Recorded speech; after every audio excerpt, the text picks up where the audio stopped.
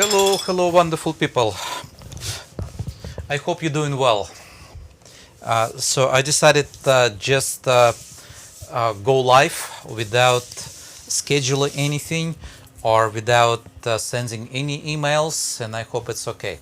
And what I titled the video of today, I found the way.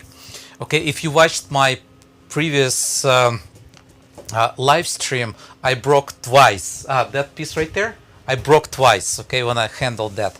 Well, and the reason is because it's fragile. Okay, when we're talking about pieces like a paper thin, so there is a problem. Okay, so if it's a really fragile, and I tried multiple ways to stabilize it and still make sure it looks good and without the breaking. Although, I mean, I'm not always breaking stuff, don't get me wrong. I'm not sure what happened last time when I handled stuff. I mishandled that. Sometimes the days like that happens. Please accept my apologies for the sound from outside. It's always when you decide to go live, something goes outside. In this case, it's just landscapers, decided to just, mow my grass. But anyway, so let me see who connected. Spartacus. Hello. Milas from Montenegro. Good to see you. Let me know if the sound is good, if quality is fine. That way I know I'm not wasting my time. Now, let me tell you what I'm talking about. First of all, what I'm working on, just in case if you wonder, that is the part of a school project, schoolofwoodcarving.com. If you look right there in this corner, you can see the school site, schoolofwoodcarving.com. Just go right there, okay? Go right there and you'll be able to follow that project. This project takes me kind of long, but that is based on a late 18th century, really low relief wood carving. So that is what I'm filming today for the school, and next lesson is going to be available. But the subject of today's video, what I would like to do, what I would like to discuss, it's how to stabilize, fragile wood carving pieces. And I love, to carve really thin. One of the guys actually criticized me on one of the YouTube videos a few years ago. He said, well, I love, what Alexander does, what he carves, but it's not practical. You can break that. And obviously, I mean, I can prove it. Like I said last video, I broke twice the same piece. And I'm not always breaking stuff. For example, piece right there, so it's not something I'm gonna break if it's hanging on the wall.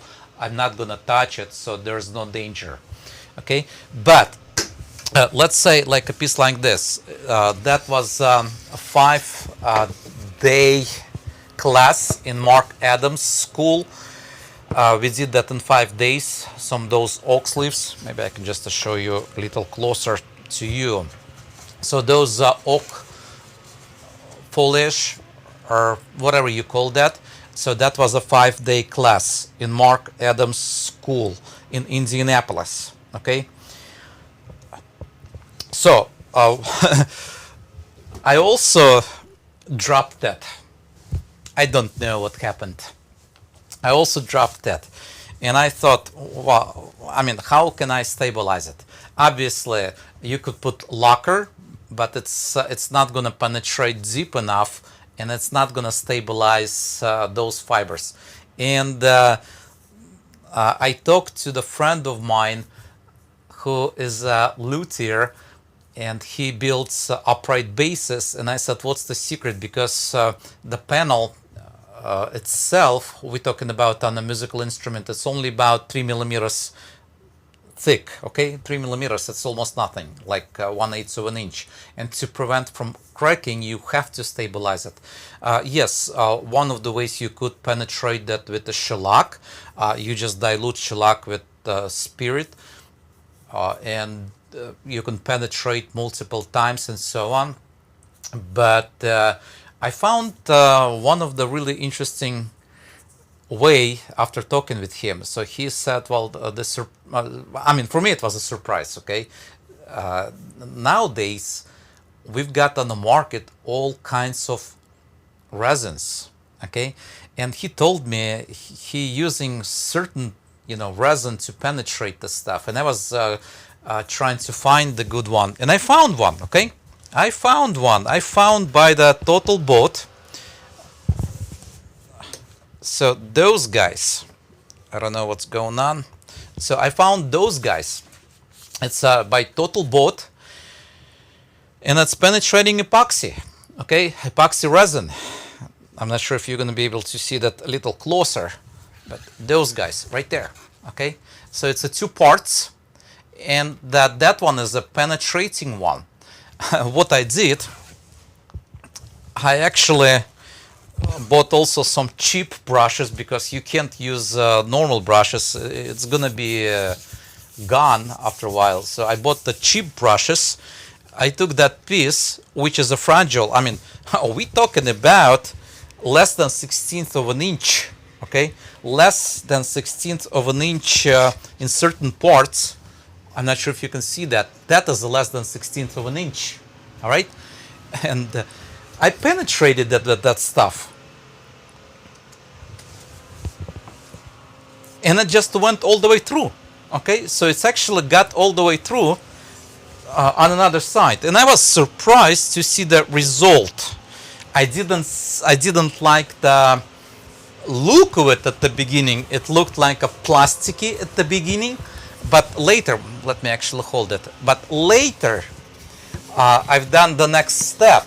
Okay, and nothing prevents me from using just a lacquer, which in my case, just because how easy it's to get, actually, even on Amazon by Mohawk. That one is a satin. Let me actually get a little closer to you. A little closer to you. Right there. That is the stuff I use. Okay, so that one is satin. Whatever, if you just follow the numbers, you can do that. Or maybe I can just leave a link below the video on Amazon. I'm not affiliated with those guys, but after penetrating with that resin I showed you with this one, I actually sprayed couple coats, sand it like the normal way you would use it, and now it doesn't look like a plastic.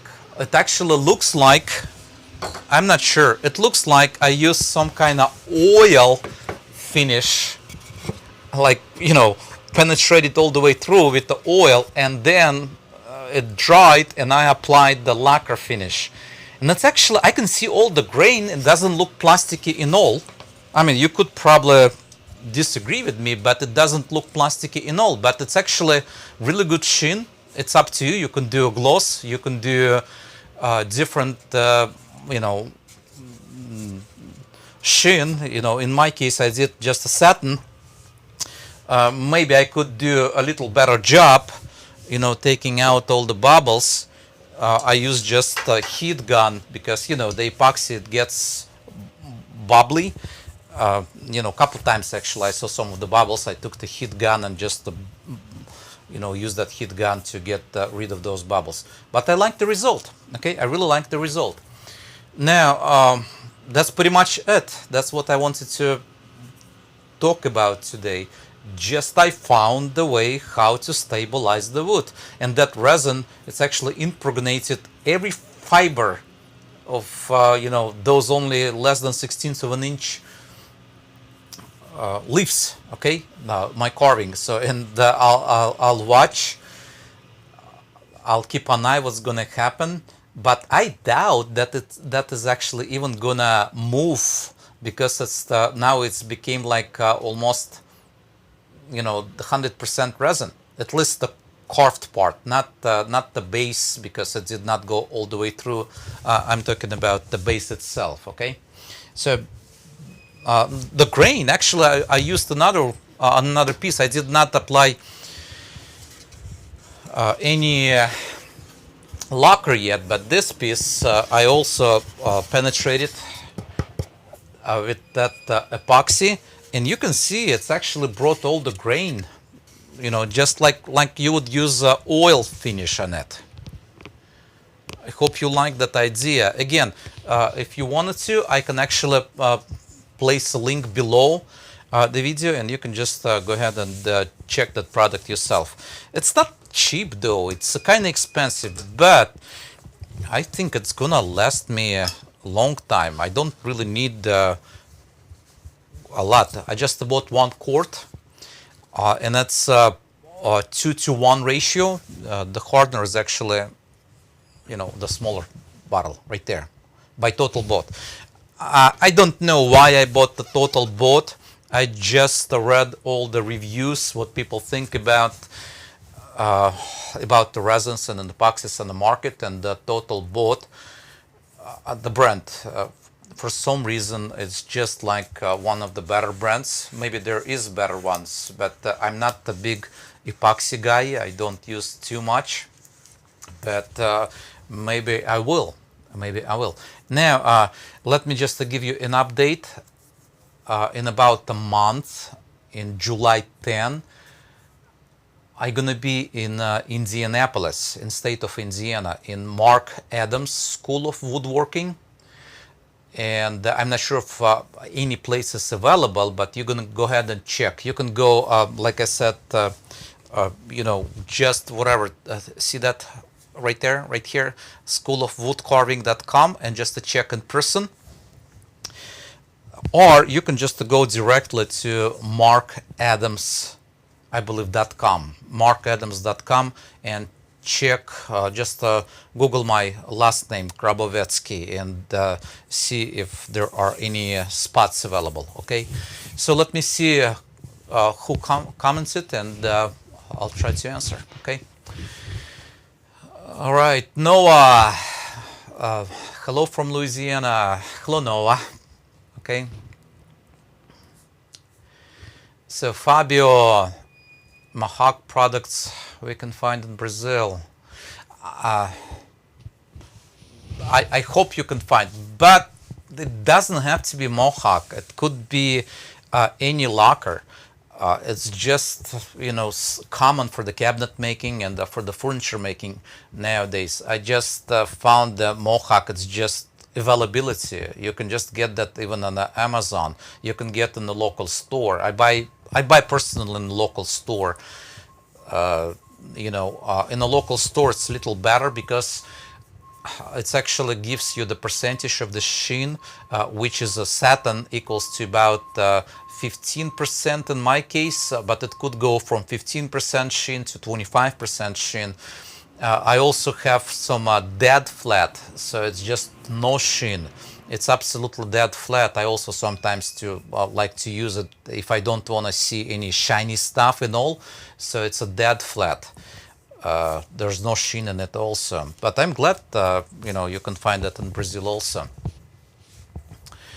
All right, wonderful people. Thank you very much. I think it is enough for today.